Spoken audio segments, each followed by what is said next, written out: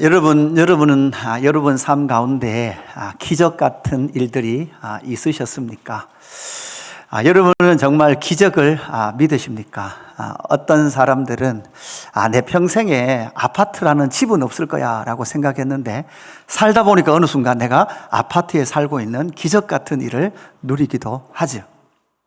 여러분 삶 가운데 기적 같은 일은 어떤 일입니까? 제 삶에도 정말 돌아보면 기적처럼 아름다운 아내를 만나서 결혼한 것도 기적이고, 할렐루야.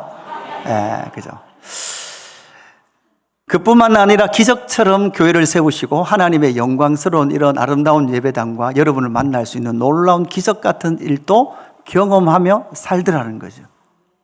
그런데 여러분, 이런 우리 삶 가운데 기적 같은 일들은 사실은 가만히 살펴보면 조금이라도 우리와 인과관계가 있는 거죠. 때로는 아파트를 얻었다라는 것은 기적 같지만 때로는 내가 열심히 해서 돈을 좀 모아놓기도 했고 대부분 은행을 힘을 빌리긴 했으나 그런 놀라운 인과관계가 있는 거죠. 제가 아름다운 아내, 멋진 아내를 얻은 것은 저의 이 뛰어난 외모와 아름다운 성품을 기인하여 이렇게 아내를 맞이했다라고도 아무도 인정하지 않겠으나 저는 인정을 하는 거죠. 우리 삶 가운데 어떻게든 우리가 생각하는 기적적인 삶이라고 말할 때는 어떻게든 우리와 나와의 어떤 인과관계가 있는 그런 일들이라면 성경에서 말하는 기적, 표적은 우리와 관련된 것이 아니라 하나님의 주권적 역사다라는 것을 우리에게 말씀하고 계신 줄로 믿습니다. 여러분, 요한복음에는 7개 표적이 나타난다고 말씀을 드렸습니다. 물을 포도주로 바꾸신 사건, 왕의 신하의 죽어가는 아들을 치유하시는 그 사건, 38년 된 병자를 안식일에 고치시는 사건, 세 번째 유월절에 5,000명을 먹이고 12강주리를 남기신 그 사건, 무리를 예수님께서 걸어가셨던 그 사건, 나면서부터 앞을 볼 수 없었던 맹인을 고치시는 그 사건, 그리고 그 모든 사건, 그 표적의 클라이막스는 바로 죽은 나사로를 살리시는 오늘 이 본문의 사건으로 연결되어져 있다라는 것을 우리는 요한복음을 통해서 그 구조를 통해서 알 수 있게 되는 거죠. 죽은 지 며칠이 지났습니까? 나흘이 지났습니다. 여러분, 이것은 이 현장으로 예수님께서 찾아오신다는 것은 인간의 처절한 죽음의 비참함을 인식시켜 주시면서 그뿐만 아니라 예수 그리스도 없이 우리가 믿을 수 있는 최고는 마지막 날에 그냥 살 겁니다라는 그 믿음의 한계를 예수님께서 끌어오셔서 마지막 날에 사는 것이 아니라 지금 예수를 믿을 때 영생과 생명은 우리 가운데 현재 지금 주어진다라는 것을 나사로 사건을 통해서 우리 가운데 말씀하고 계신 줄로 믿습니다. 그 생명과 부활의 현재성, 예수님 그래서 25절, 26절 우리가 잘 아는 말씀 25절, 26절 우리 같이 봉독해 보십시다. 예수께서 이르시되 나는 부활이요 생명이니 나를 믿는 자는 죽어도 살겠고 무릇 살아서 나를 믿는 자는 영원히 죽지 아니하리니 이것을 내가 믿느냐? 아멘. 예수님은 지금 여러분에게 물어요. 이것을 내가 믿느냐? 마르다는 마지막 날에 살아날 것을 믿지만 지금은 살아날 것은 못 믿습니다 라는 거죠. 과연 지금 살아난다는 것이 무엇입니까? 썩어 냄새나는 시체가 살아나는 그 사건만을 의미한다면 예수님은 모든 죽었던 자를 그때 살렸어야 돼요. 죽은 나사로를 살리신 그 이후 그 살아난 것은 무엇이라고 말했습니까? 영의 살아남, 영혼의 생명을 얻음에 대해서 말씀하고 있는 거죠. 마르다는 27절에 이렇게 말합니다. 이르되 주여 그러하외다. 주는 그리스도시요 세상에 오신 하나님의 아들인 줄 내가 믿나이다. 지금 마르다는 점점 믿음의 자리로 나가고 있습니다. 자기가 가지고 있었던 믿음의 한계, 마지막 날에 내가 살 것을 믿습니다 해서 이제 아니 오늘 지금 현재 내가 예수로 말미암아 살아날 것을 믿습니다라는 현재의 신앙으로 마르다를 이끌어가고 계시는 것이죠. 그럴 때 예수님께서 40절 오늘 본문 이렇게 40절에서 말씀합니다. 예수께서 이르시되 내 말이 내가 믿으면 하나님의 영광을 보리라 하지 아니하였느냐 하시니. 그러니까 마르다가 믿으면 하나님의 영광을 보리라. 반드시 내가 하나님의 아들, 당신이 하나님의 아들인 줄 내가 믿습니다. 믿을 때 여러분 무엇이 일어납니까? 하나님의 영광을 보게 된다. 따라합시다. 내가 믿으면 하나님의 영광을 보리라. 내가 믿으면 뭐를 본다는 거예요? 하나님의 영광을 본다는 거예요. 하나님의 영광은 사실 지금 또 역사하고 계신 줄로 믿습니다. 그런데 그 하나님의 영광은 누구의 눈에만 보일까요? 믿는 사람에게만 보여요.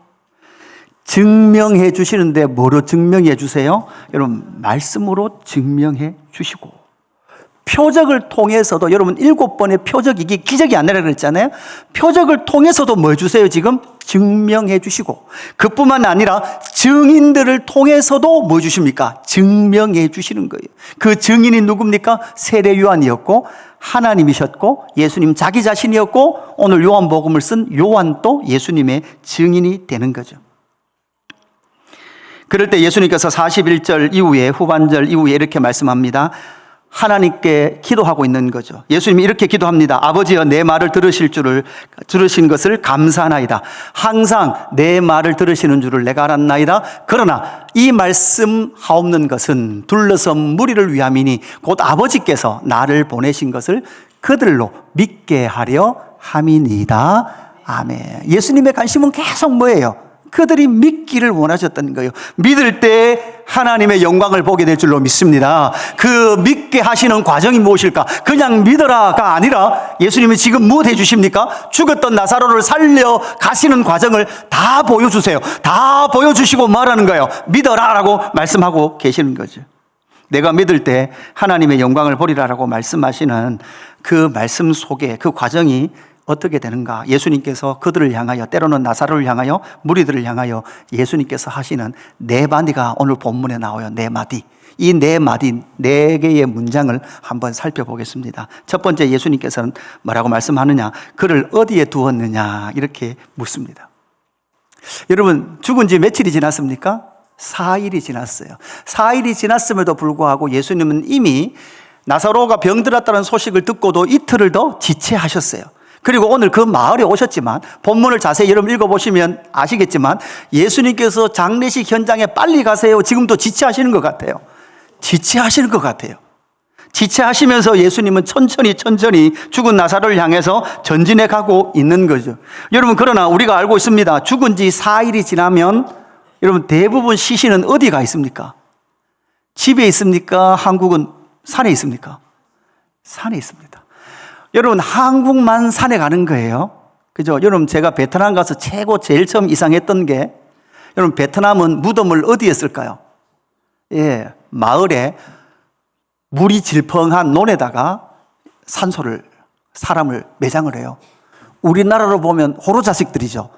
그죠? 조상 시신을 물에 넣는다는 것은, 그죠? 상상할 수도 없는 일이에요. 거기는 다, 그죠? 물 있는 그런 논에다가, 그죠? 마을 가까운 곳에 그렇게 산소를 씁니다. 인도네시아 가면 어떻을까요? 여러분, 한국은 산에 간다는 것은 멀리 보내는 거죠. 그죠? 인도네시아는 바로 자기 집 뒤뜰에 산소, 부모님이 돌아가시면 바로 뒤뜰에다가 산소를 마련합니다.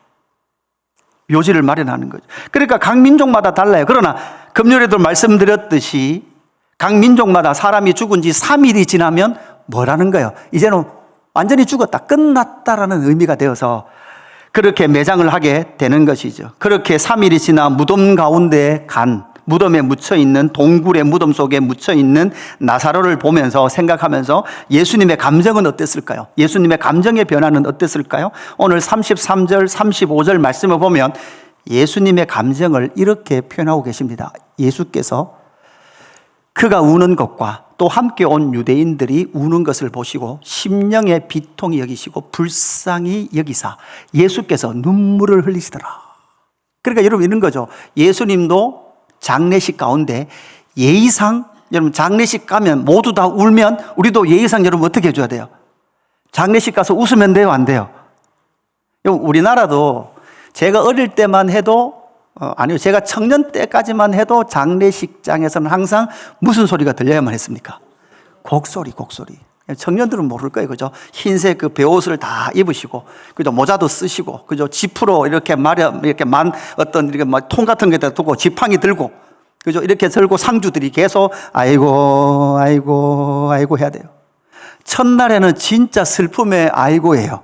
그래서 첫날에는 진짜 우는 것 같아요. 근데 어릴 땐 좀 이상했어요. 첫날이 지나고 둘째 날이 되니까 아이고의 영혼이 없어요. 그냥 아이고 녹음을 틀어놓은 것 같아요. 하나도 안 슬퍼하는 것 같아요.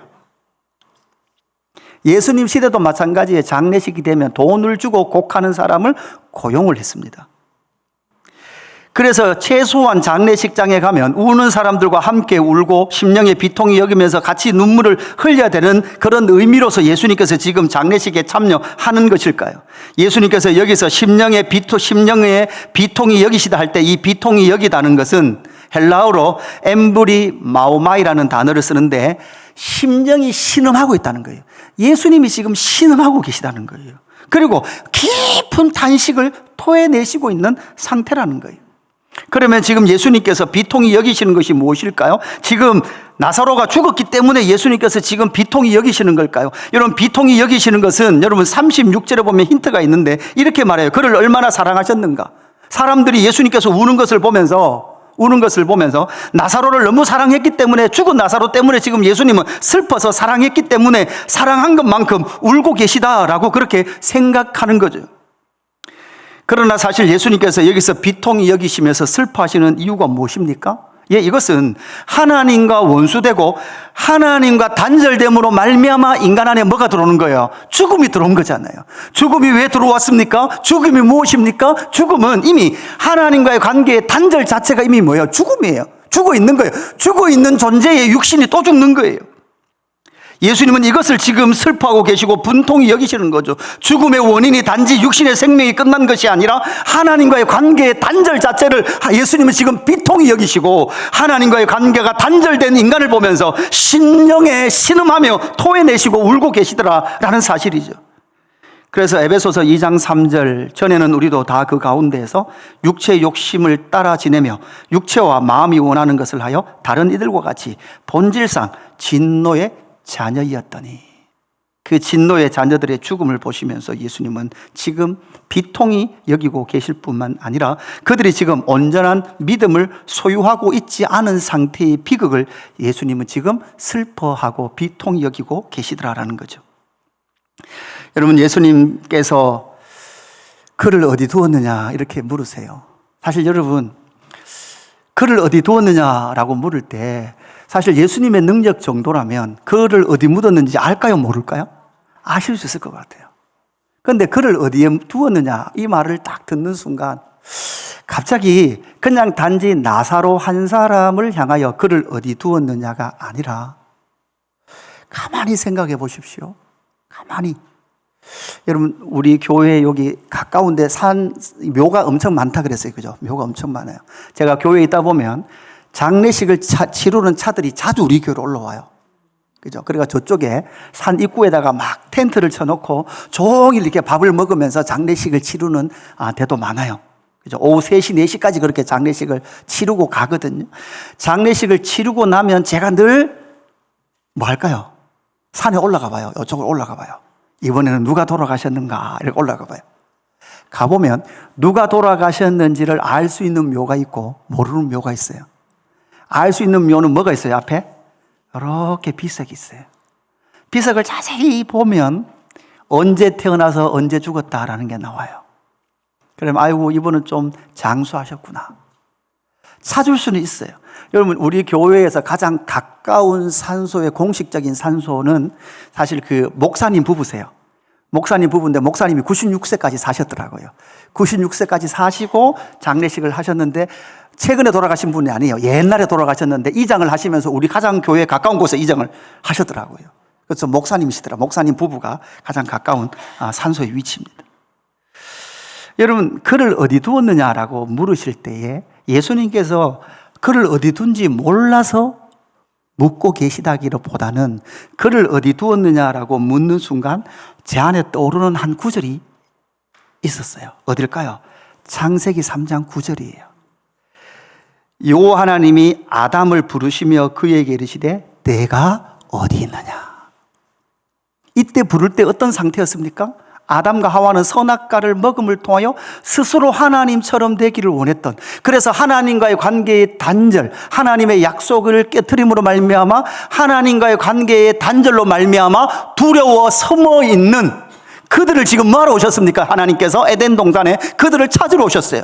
그래서 아담아, 내가 어디 있느냐라고 묻듯이 지금 예수님은 무엇을 묻습니까? 나사로야, 지금 어디 있냐라고 묻고 계시는 거죠. 이 말은 무엇입니까? 아담으로부터 나사로까지 인류의 모든 역사 가운데 아담 이후 모든 인간들은 모두 다 지금 어떤 상태에 있습니까? 죽음 속에 있는 거예요. 무덤 속에 있는 거예요. 그 무덤 속에 있는 그 인류를 통하여 인류에게 예수님은 찾아오셔서 지금 그의 이름을 부르며 나사로야 어디 있느냐? 나사로는 지금 어디 있습니까? 하나님과의 관계의 단절로 말미암아 사망이 그들의 삶에 찾아왔고 그들의 그의 삶 가운데 있는 것 죽음의 무덤 속에 갇혀있는 나사로를 대표하여 인류에 오고 온 모든 인간의 존재가 하나님과 단절된 인간의 존재가 결국 모두 다 어디 있더라는 거죠. 사망 가운데 무덤 가운데 있는 그들을 향하여 내가 어디 있느냐 나사로야 어디 있느냐라고 말씀하시며 예수님은 그를 찾아오고 계시더라라는 사실이죠.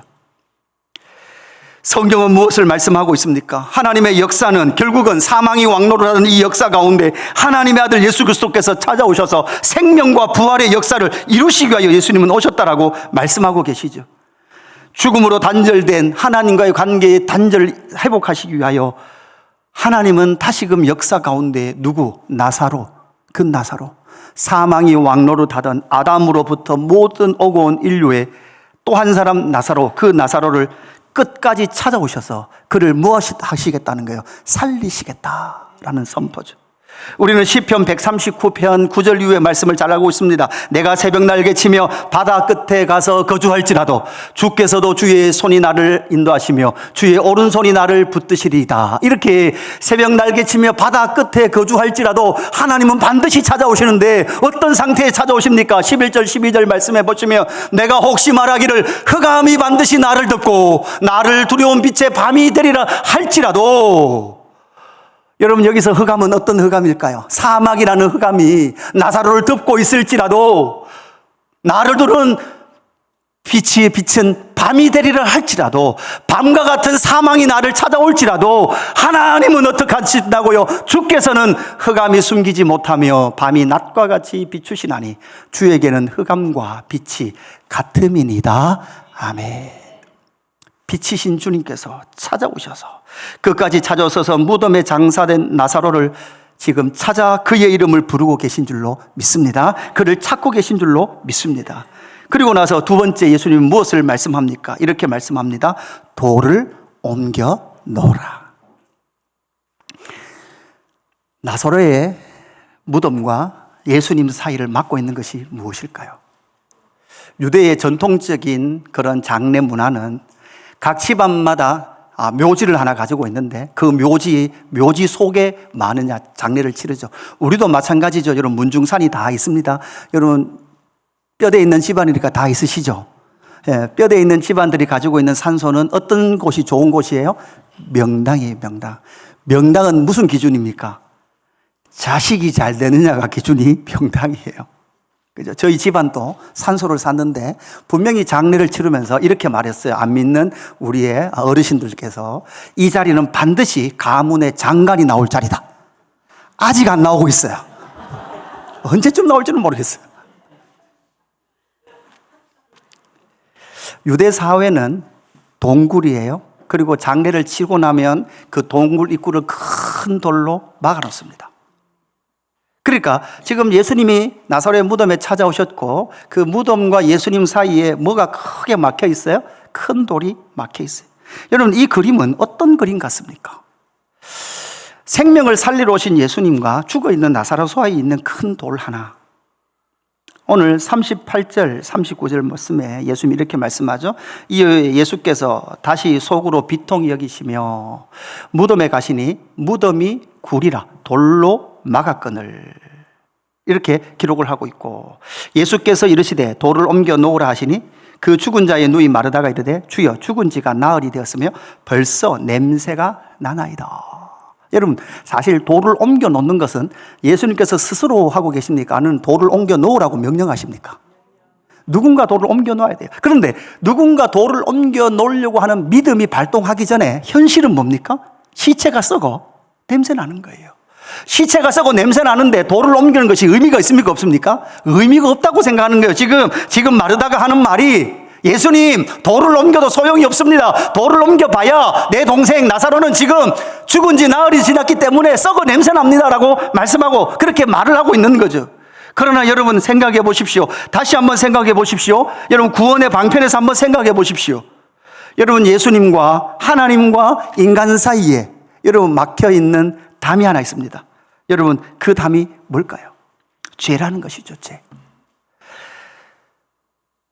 무덤의 돌이 곧 옮겨질 거예요. 그런데 요한복음 11장의 나사로의 사건을 기록하고 있는 요한이 요한복음 20장에 가면 예수님이 부활하신 그 아침에 기사를 이렇게 기록하고 있습니다. 요한복음 20장 1절 안식 후 첫날 아침이 아직 어두울 때에 막달라 마리아가 무덤에 와서 돌이 무덤에서 옮겨진 것을 보고, 나사로 때는 그들이 옮겼어요.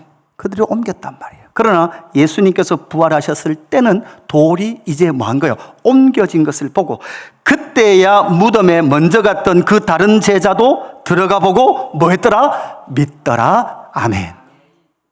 계속해서 너희 스스로 무덤을 옮겨라, 돌을 옮겨 보아라라고 말씀하는 거죠. 이것은 무엇을 말씀해 주고 있습니까? 여러분 예수님과 나사로의 무덤 사이에 큰 돌로 막혀 있는 이 그림은 바로 하나님과 인생 사이를 막고 있는 무엇 같습니까? 죄입니다. 죄. 하나님과 우리 사이가 죄로 가려졌음으로 말미암아 언제나 사망이 왕노릇하던 썩어 냄새나는 존재가 여러분 누구라는 거예요? 인간이라는 거예요. 여러분 그 냄새 나니까 씻는 거잖아요. 여러분 씻는 거고 향수를 뿌리는 거잖아요. 여러분 4일만 안 씻어 보십시오. 아무도 여러분 옆에 안 갈라 할 겁니다. 에베소서 2장 13절 이렇게 말하죠. 이제는 전에 멀리 있던 너희가 그리스도 예수 안에서 그리스도의 피로 어떻게 됐다고요? 가까워졌느리라. 14절 원수된 것 곧 중간에 막힌 담을 자기 육체로 허시고, 앞으로 못 하시겠다는 거예요. 무덤과 예수님 사이를 막고 있는 그 죄의 문제, 그 담의 문제를 예수님께서 당신의 육체로 십자가에 내어주심을 통하여 그 돌을 옮기시겠다고 말씀하시고, 이제 예수님께서 십자가 지신 사흘 후에 예수님 안식 후 첫날 아침에 주님이 스스로 돌을 옮기시고 부활의 영광 가운데로 다시금 생명을 얻으신 줄로 믿습니다. 그래서 이사야 선지자는 이사야서 59장 2절 이렇게 말하죠. 오직 너희 죄악이 너희와 너희 하나님 사이를 갈라 놓았고 너희 죄가 그의 얼굴을 가려서 너희에게서 듣지 않으시게 함이니라. 뭐가? 죄가.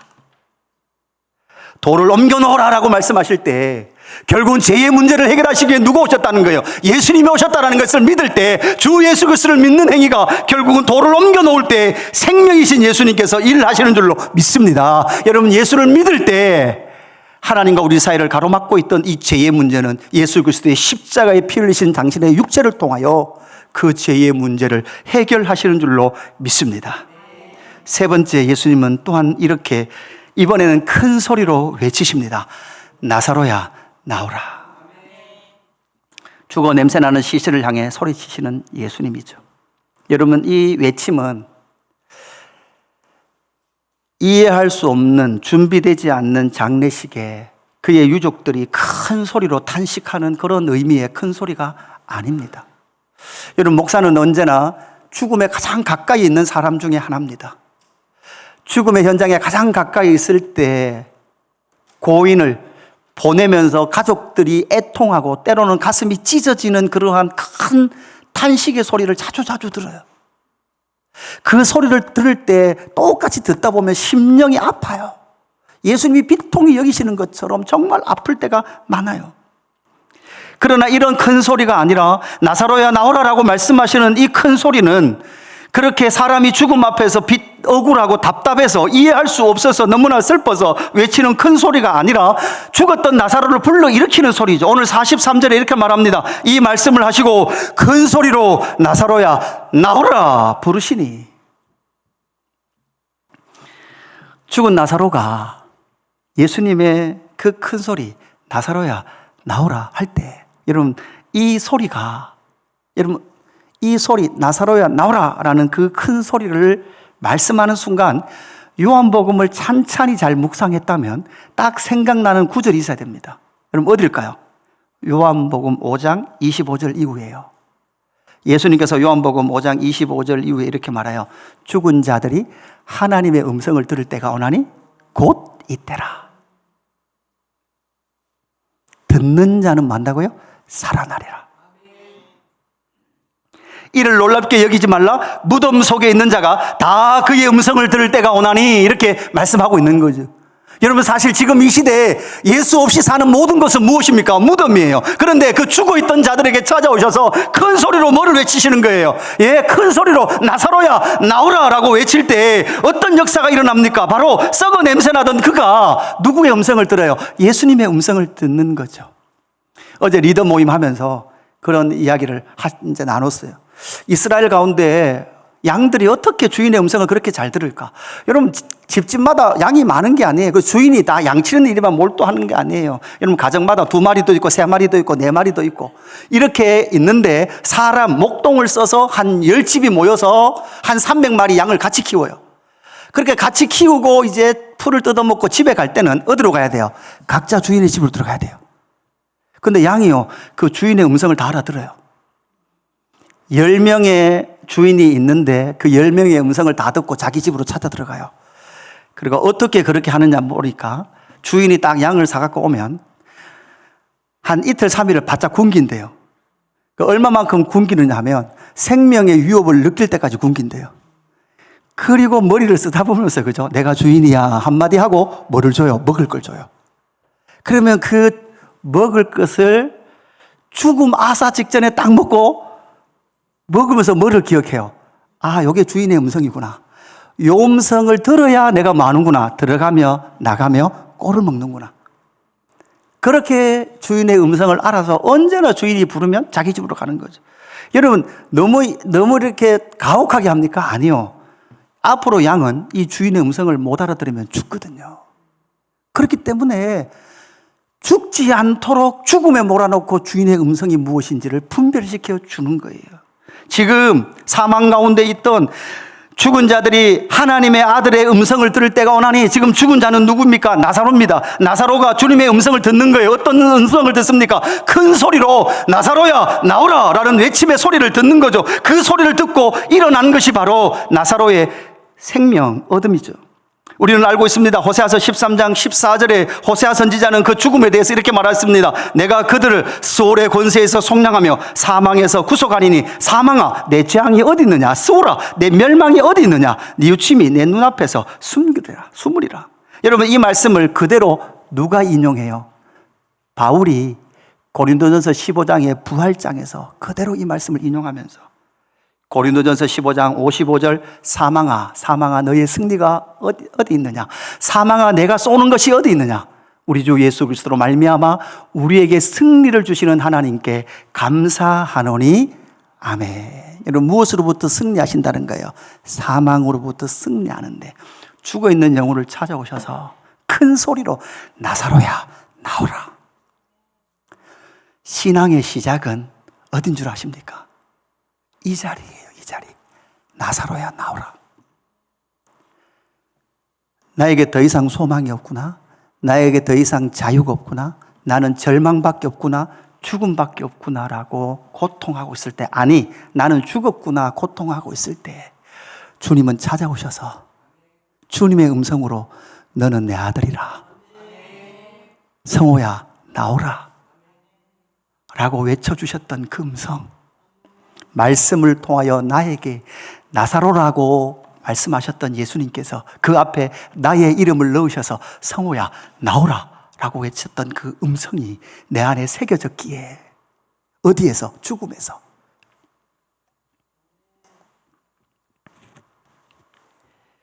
그래서 우리는 더 이상 옛사람의 삶으로 돌아갈 수 없는 거죠. 바울은 고린도전서 15장 8절 이제 더 부활의 영광을 더 진행시키면서 이렇게 말합니다. 그러므로 내 사랑하는 형제들아 견실하며 흔들리지 말고 항상 주의 일에 더욱 힘쓰는 자들이 되라. 이는 너희 수고가 주 안에서 헛되지 않은 줄 알미라. 교회 일 열심히 하란 말이 아니라 여러분 보십시오. 내 사랑하는 형제들아 견실하여 흔들리지 말고라고 말할 때 사실 여러분 이 말씀을 한다는 것은 고린도 교회는 이미 뭐하고 있었어요? 흔들리고 있었어요. 아니 사실 여러분 보십시오. 요한복음을 읽고 있는 AD 90년 100년의 요한 공동체는 지금 사실 무엇하고 있었어요? 흔들리고 있었어요. 뭐가 흔들리고 있었어요? 믿음이 흔들리고 있었어요. 믿음이 흔들리고 있을 때 요한은 7개의 표적을 기록하면서 그 마지막 표적에 죽어 냄새나던 무덤에 찾아오신 예수님께서 그 무덤에 돌을 옮겨 놓을 때 큰 소리로 나사로야 나오라 할 때 나사로가 베옷에 동인 채로 그대로 나왔던 사건의 증인이 누구예요? 요한 자신이에요. 그리고 예수님께서 부활의 영광의 첫날, 그 안식 후 첫날 베드로 형님과 요한 자신이 열심히 뛰어가가지고 보니까 무덤이 어떻게 됐어요? 돌이 옮겨지고 그것이 빈 무덤이었어요. 그때까지도 믿지 않았어요. 그랬던 그들을 주님께서 만나주심을 통하여 예수가 부활하셨다는 증인이 누구였어요? 요한 자신이었어요. 믿음이 흔들리는 그들에게 얘들아 내가 증인이란다. 정말 나사로를 향하여 썩어 냄새나던 나사로를 향하여 큰 소리로 나사로야 나오라 할 때 나사로가 그 무덤에서 썩어 냄새나던 나사로가 걸어 나왔단다라는 증인이 누굽니까? 바로 요한 자신이란 말이에요. 그래서 흔들리고 있는 그 공동체를 통하여 향하여서 너의 영혼을 살리시기 위해서 예수님이 오셨고 너의 이름을 부르셔서 너의 영혼이 살았단다. 그래서 더 이상 흔들리지 말고 하나님의 나라와 그 영광을 위하여 살아가라 라고 요청하고 계시면서 예수님께서 일어나 무덤 밖으로 나온 나사로에게 뭐라고 말씀합니까? 네 번째 마지막 풀어 놓아 다니게 하라. 할렐루야. 무덤을 여는 행위는 믿음의 행위였습니다. 그 믿음의 행위를 통해서 예수님은 큰 소리로 선포하시고 그곳에서 나온 나사로를 향하여 풀어놓아 다니게 하라라고 말씀하고 있죠. 여러분은 지금 풀어놓아 다니고 계십니까? 이렇게 말하면 나는 한 번도 매인 적이 없는데 라고 생각하시는, 그렇게 말하시는 분은 아마 유대인들과 예수님을 죽이려고 하는 사람들과 똑같은 입장일 거예요. 나는 묶인 적이 한 번도 없는데. 여러분 지금 죄의 종로로 우리는 하고 있었습니다. 세상의 종로로 하고 있었고 공중권세 잡은 자의 종로로 하고 있었고 사망에 매여 살았습니다. 그 사망에 매여 살던 우리를 불러내시면서 풀어놓아 다니게 하라라고 44절에 그렇게 말씀하고 계시는 거죠. 사막이 왕노를 한 삶 가운데 그것을 이제는 넘어서 너는 이제 풀어놓아 다니게 하다라는 것은 자유의 몸이 되었다. 생명의 성령의 법에 자유의 몸이 되었다라고 우리에게 말씀하고 있는 거죠. 더 이상 죄와 사망의 왕노를 하지 않고 데살로니가전서 2장 12절 우리 말씀 같이 봉독하십시다. 이는 너희를 부르사 자기 나라와 영광에 이르게 하시는 하나님께 합당히 행하게 하려 함이라. 아멘. 여기도 영광이 나오죠. 이는 너희를 부르사, 여러분 부르심에 자유롭게 응답할 수 있는 자들이 저와 여러분의 상태인 줄로 믿습니다. 풀어놓아 다니게 하라. 이제는 더 이상 죄의 종로를 하지 아니하고 세상의 종로를 하지 아니하며 공중권세 잡은 자의 종로를 하지 아니하고 이제는 풀어놓아 다니게 하라. 다니라 할 때 나사로가 이제는 어떻게 다닐까요? 자기 마음대로 다닐까요? 아니요. 이제는 예수의 음성, 목자의 음성을 알기 때문에 목자의 음성을 따라 자유롭게 다니는 그 길만이 생명의 길이다라는 것을 나사로는 인식했을 거라는 거죠. 진리를 알지니 진리가 너희를 자유케 하리라가 언제 읽혀집니까? 바로 이때 읽혀지는 거예요. 여러분 언제 가장 자유롭습니까? 하나님의 나라와 그 영광을 위해 살 때 가장 자유로운 줄로 믿습니다. 내 마음대로 하면 자유로울 것 같죠? 아니요. 내 마음대로 하고 나면 그때는 자유로운데 그 뒤에 뭐가 찾아와요? 죄책감으로 나를 괴롭혀요. 하나님의 나라의 의와 그 영광과 또한 뜻을 따라 살 때에 진짜 자유가 이것이구나라는 것을 알게 되는 거죠. 로마서 6장 4절입니다. 그러므로 우리가 그의 죽으심과 합하여 세례를 받음으로 그와 함께 장사되었나니 이는 아버지의 영광으로 말미암아 그리스도를 죽은 자 가운데 살리심과 같이 우리로 또한 새 생명 가운데 행하게 하려 함이라. 아멘. 풀어놓아 다니게 하라라는 그 부르심에 자유롭게 반응할 수 있는 예수의 사람으로 나사로를 예수님은 나사로에게 선포하고 계신 줄로 믿습니다. 오늘 말씀을 정리합니다. 내가 믿을 때 하나님의 영광을 보리라. 이렇게 하시면서 하셨던 네 마디. 내가 어디 있느냐? 사망 가운데 있던 첫 번째 아담으로부터 둘째 아담이요 마지막 아담 이전에 온 모든, 그리고 이후에 올 모든 인생들을 찾아오셔서 그를 어디 두었느냐? 사망의 자리에 찾아오신 예수님의 음성, 예수님의 던진 질문이라면 돌을 옮겨 놓으라. 이제는 십자가의 보혈을 통하여 막힌 담을 여시고 하나님과 다시 화목하게 되어서 언제나 하나님 안에서 그 은혜를 누릴 수 있는 길을 여시기 위하여 예수님은 이 땅 가운데 오셨을 뿐만 아니라 나사로야 나오라라는 이 선포를 통하여, 아들의 선포를 통하여 사망을 앞으로 이기시겠다. 그리고 너는 내 것이다. 너는 나의 소유다라고 말씀하시는 그 이름을 부르며 죽음의 상태에서 불러내신 줄로 믿습니다. 그뿐만 아니라 풀어놓아 다니게 하라. 그 자유 안에서, 하나님 안에서, 하나님의 영광 안에서 기쁘게 걸을 수 있는, 기쁨의 삶을 살아갈 수 있는 그 삶이 바로 예수 믿는 저와 여러분의 삶인 줄로 믿습니다. 우리 이 찬양